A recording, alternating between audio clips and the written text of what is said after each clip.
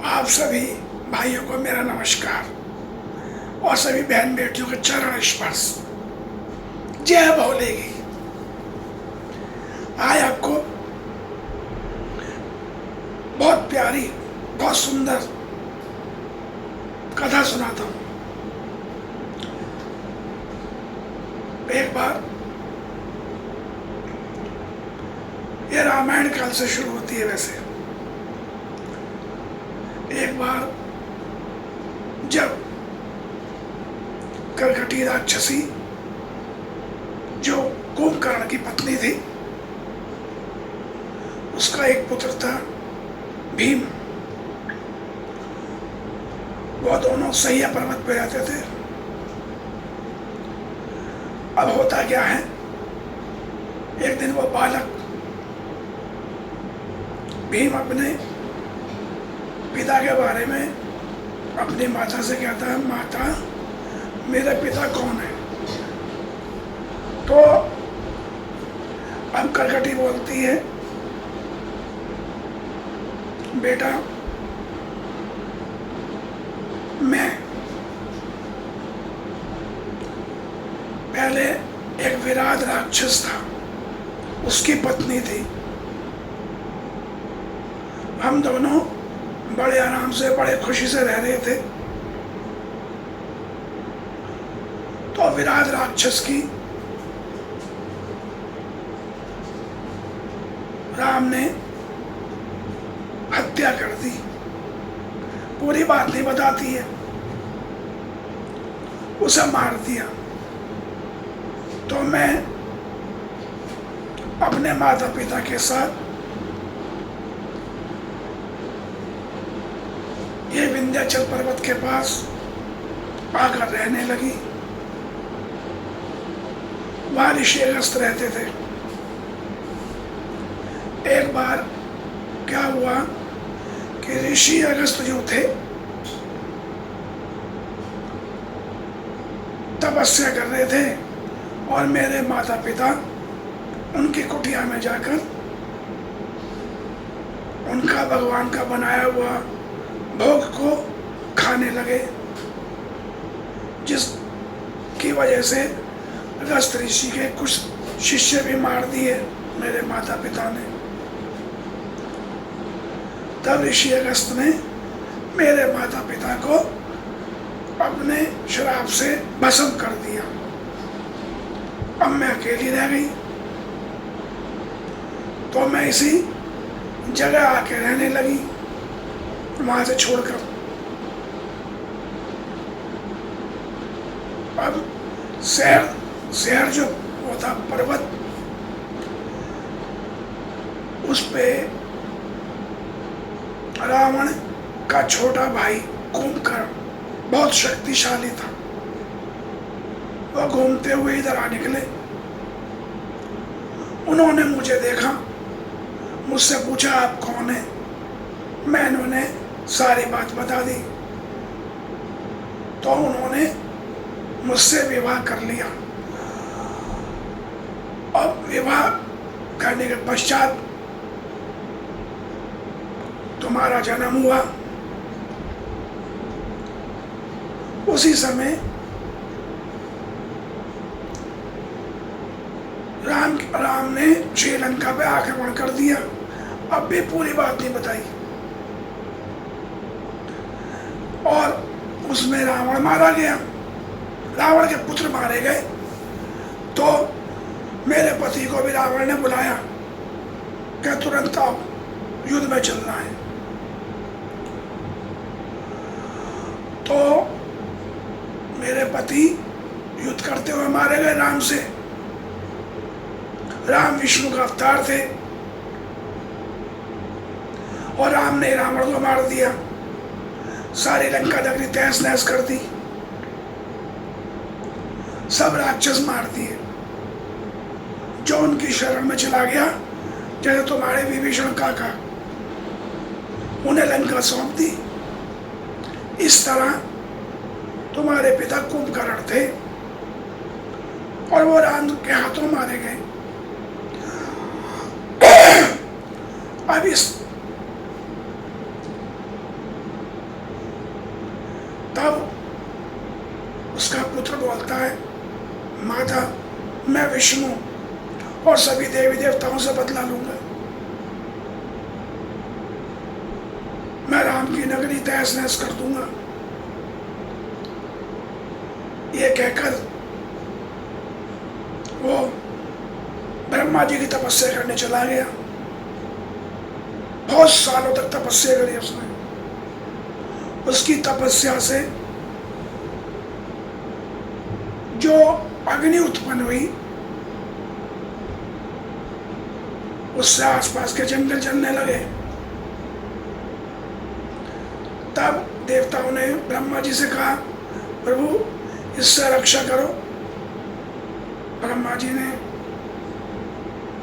भीम को दर्शन दिए। बोलो पुत्र, क्या चाहते हो? क्या पितामह, मुझे महाबली होने का वरदान दो, मैं सबसे ज्यादा बलवान हूं। क्या ठीक है, जाओ तुम महाबली हो जाओ। इस तरह भीम महाबली बन गया। फिर उसने आसपास के सारे राजाओं को मारना शुरू कर दिया। जो कि लंका पर विभीषण था, उसने वहां आक्रमण नहीं किया। उसने सीधा देवताओं की नगरी पे आक्रमण किया, सारे देवताओं को मार के भगा दिया। अब जो कुबेर की नगरी थी, उस पर भी आक्रमण करा, कुबेर को भी भगा दिया। कुबेर के सारे खजाने पे अपना अधिकार कर लिया और संसार का सबसे अमीर धनी व्यक्ति बन गया, क्यों कुबेर में तो खजाना था। अब वो अपनी शक्ति में इतना अंधा हो गया, वो सब लोगों को, मानव को, यक्षों को, किन्नरों को, सबको परेशान करने लगा। तब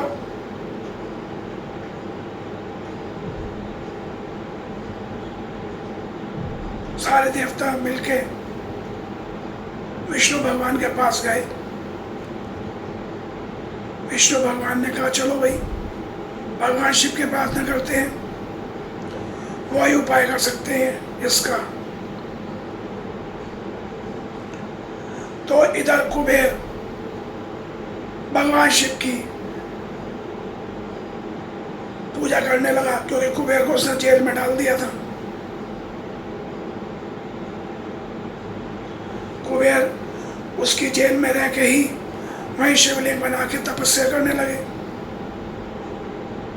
इधर भगवान विष्णु ने एक पार्थिव शिवलिंग की स्थापना करी।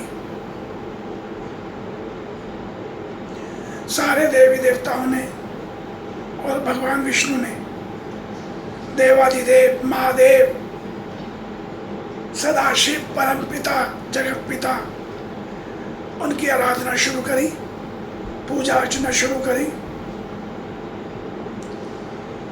बहुत दिन हो गए। तब सारे देवता शिवलिंग के आगे रोने लगे।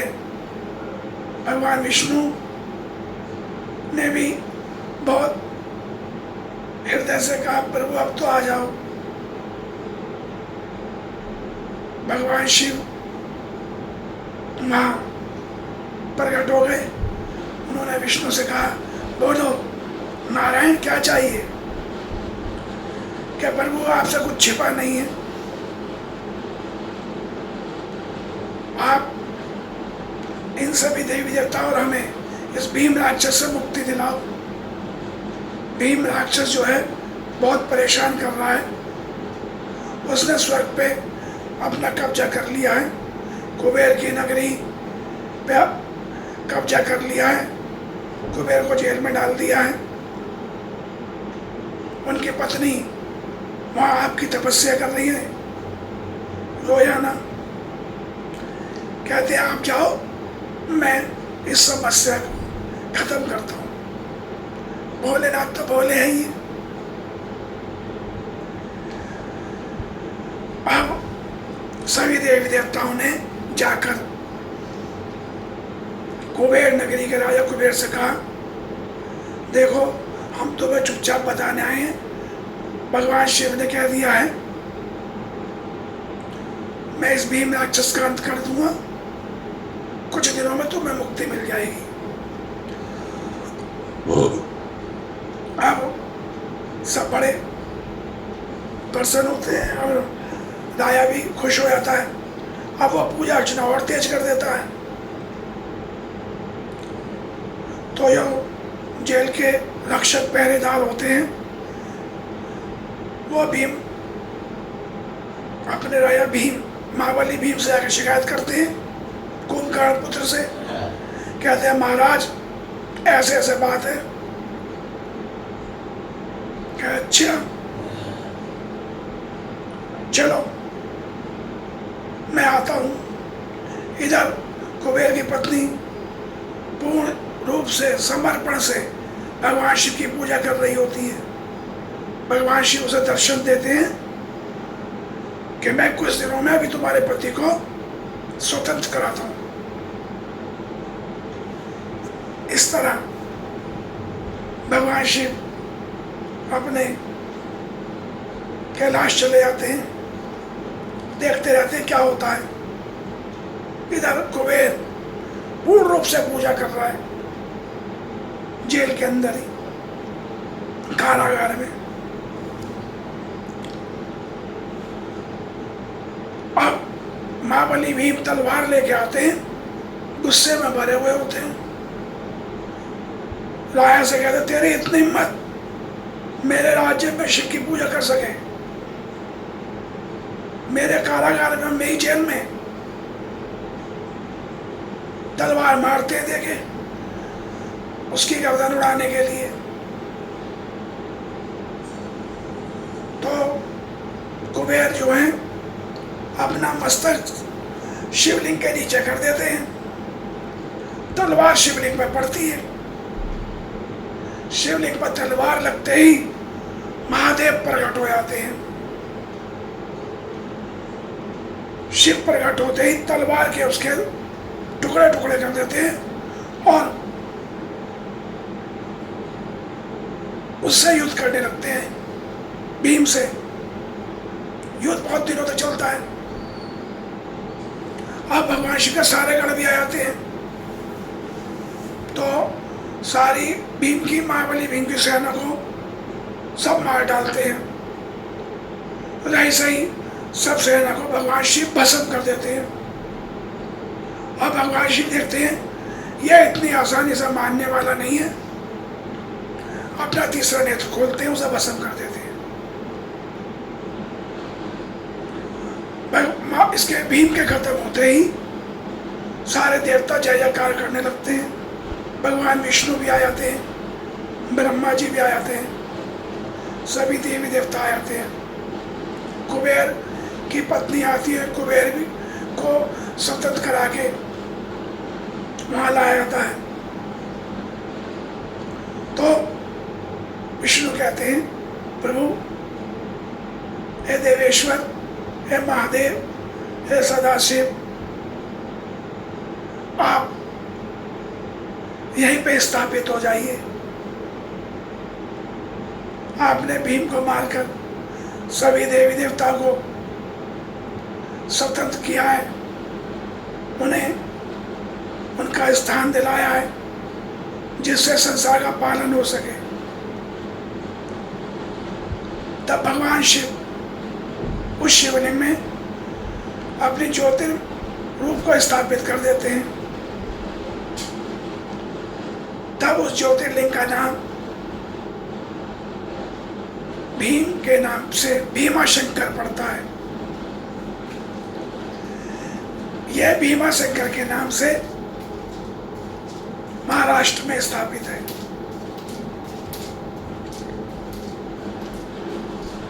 अगर मैं गलत नहीं हूं तो इस तरह भीमाशंकर शिवलिंग यानी ज्योतिर्लिंग की स्थापना हुई। तो कथा कैसी लगी बताएं भैया। आप सब लोग जरा अपने अपने सुझाव भेजा करें, मेरा थोड़ा साहस बढ़ाया करें।